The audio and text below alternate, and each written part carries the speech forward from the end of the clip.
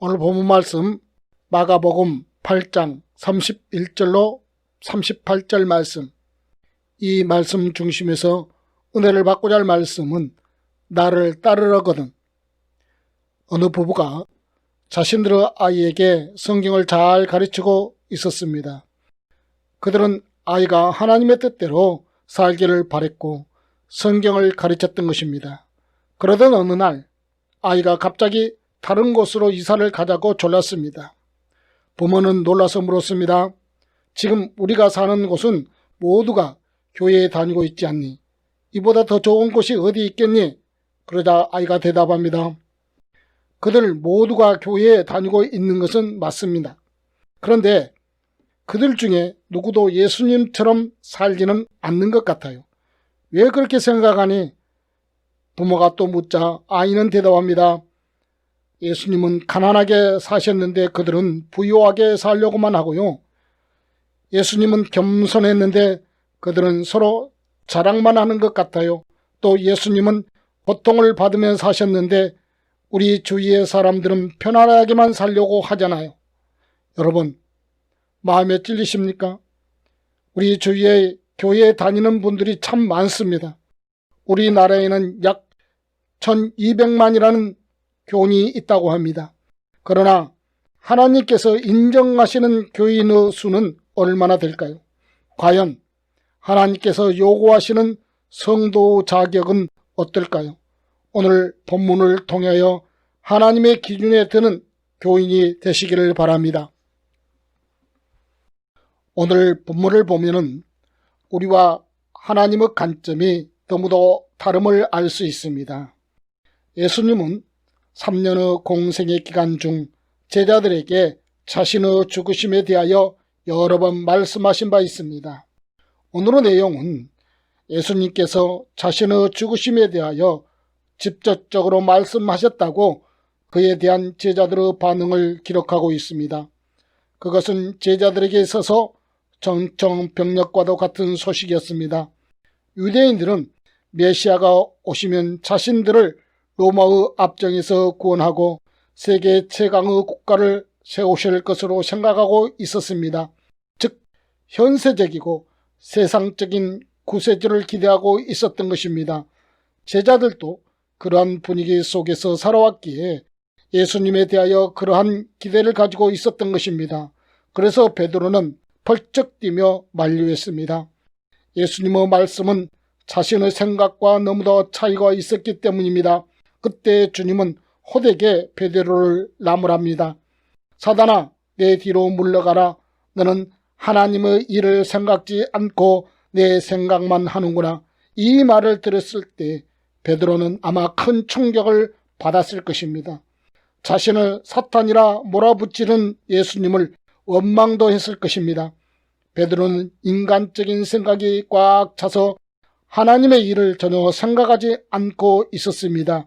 사실 우리나 베드로나 크게 다를 것이 없습니다. 살아가면서 나의 뜻과 하나님의 뜻이 충돌하는 경우가 많습니다. 두 가지가 일치한다면 하나님의 뜻을 따르는 것이 어렵지 않습니다. 그러나 우리는 실제로 하나님의 뜻을 거부하며 살아가는 경우가 대부분입니다. 우리는 하나님의 말씀의 기준을 낮춤으로 거부합니다. 예수님의 말씀이 진리요 길이지만 베드로는 자신의 생각과 지식을 오늘 더 내세운 것처럼 우리도 그렇게 살아갑니다. 사실 베드로는 오늘 이렇게 예수님의 질책을 받았지만 사도행전에서 같은 잘못을 저지르고 있음을 알 수 있습니다. 사도행전 10장에 보면 베드로가 기도할 때의 환상을 봅니다. 하늘에서 그릇이 내려왔는데 그 안에는 유대인이 부정하게 여기는 짐승들이 있었습니다. 그리고 소리가 났는데 잡아 먹으라는 것이었습니다. 그때 베드로는 말합니다. 그럴 수 없나이다 하면서 자신의 잣대로 하나님의 생각을 여지없이 뭉개버립니다. 3번을 이렇게 한 후에 하나님께서 깨끗하게 하셨으니 속되지 말라 하시자 자신의 뜻을 절해합니다. 베드로 자신이 무엇이간데 하나님의 명령에 대하여 그럴 수 없습니다 라고 대꾸할 수 있습니까? 자신이 얼마나 똑똑하기에 하나님의 명령에 반대합니까? 베드로는 첫 번째 하나님의 명령에 순종을 했어야 옳았습니다. 자신의 하찮은 지식에 하나님을 끌어내려서는 안 됩니다. 또 전도하라 하시면 자신의 상황을 내세우며 스스로 포기하고 맙니다. 또 헌신하라 하시면 내 코가 석자인데 어느 시간에 헌신합니까 하면서 다른 길로 갑니다. 우리는 하나님의 뜻과 나의 뜻이 충돌할 때에 나의 뜻을 꺾기가 어려우며 최소한 자신의 부족한 믿음을 도와달라고 기도해야 합니다. 그래야 주님을 따르는 자격이 있습니다. 그리고 조심해야 합니다.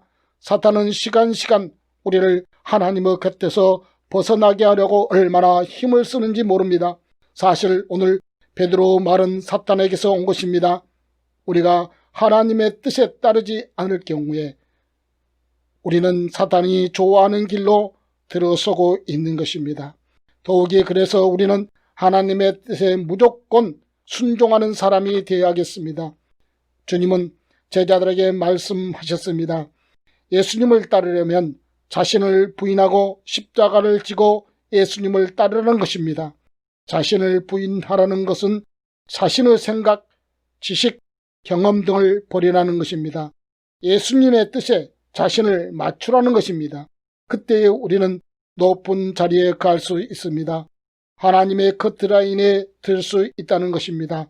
우리 모두 하나님의 합격선에 올라서는 믿음의 담대함을 소유하시기를 바랍니다.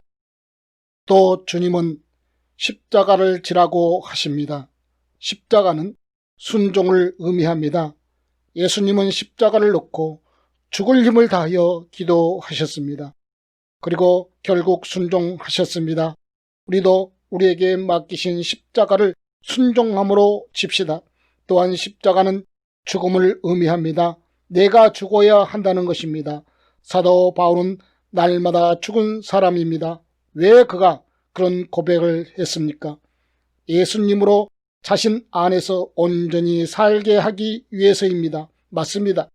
우리가 죽을 때 하나님이 완전히 사시게 됩니다. 나는 죽고 하나님께서 내 안에 사셔서 하나님의 능력을 나타내시고 그분의 뜻을 이루어 나가시게 되는 것입니다. 이것이 참으로 기독교 신비요 절정입니다. 그리고 주님을 따라야 합니다. 그분의 말씀을 따르는 것입니다. 우리의 생각을 이루는 것이 아니요 하나님의 뜻을 이루는 것입니다. 이제는 위에 세 가지를 종합해 봅시다. 나의 생각, 지식, 경험을 버리고 내가 죽어서 하나님을 나타내며 하나님의 말씀을 이루기 위해서 살아간다는 것입니다. 바로 이것이 주님을 따르는 사람의 자세인 것입니다. 그러한 사람은 천국을 보장받습니다. 그러한 사람은 주님이 영광 중에 오실 때 공중에서 주님을 만나 뵐 수 있는 영광을 소유하게 됩니다. 그러나 세상으로 흐르면 자신의 만족과 자신의 생각대로 사는 사람은 그와 반대인 것입니다. 그러한 사람은 영생을 보장받을 수 없습니다. 그들은 모두 불합격입니다. 커트라인 위에 점수를 받은 사람은 합격되고 커트라인이 모자라는 사람은 불합격입니다. 커트라인은 하나님께서 제시하신 것입니다. 누구도 변개할 수 없습니다. 우리는 다만 이 커트라인에 합격하도록 열심히 노력하며 살아가는 수밖에 없습니다. 베드로는 처음에는 깊은 곳에 그물을 내리라는 예수님의 말씀에 순종하여 많은 고기를 잡았습니다. 성공했던 것입니다. 그러나 오늘의 자신의 생각은 내세움으로 혹독한 꾸지람을 받습니다. 실패한 것입니다. 이것은 우리의 삶에도 그대로 적용됩니다. 하나님이 말씀에 그대로 순종하는 삶을 살아가야 합니다. 우리의 지식, 판단, 경험은 왜곡된 것이고 실패할 수 있습니다. 그러나 하나님의 계획과 판단은 틀림이 없다는 것을 명심해야 합니다. 하나님은 그분의 섭리와 경륜 속에서 우리를 택하시고 그분의 일을 위해 부르셨습니다. 그리고 순종의 일꾼이 되기를 요구하십니다. 그것이 인간 구원이라는 하나님의 목적을 이루기 위해 절대적으로 필요한 것입니다. 바로 나 자신이 순종이 필요하다는 것입니다. 세상은 나날이 악해져 가고 있습니다. 그러한 속에서 많은 고기를 잡기 위하여 묵묵히 하나님께 순종하여 그분의 뜻을 이루어 드리는 복이 임하기를 바랍니다. 그 복은 만들어 나가는 성도들이 되시기를 주님의 이름으로 축원합니다.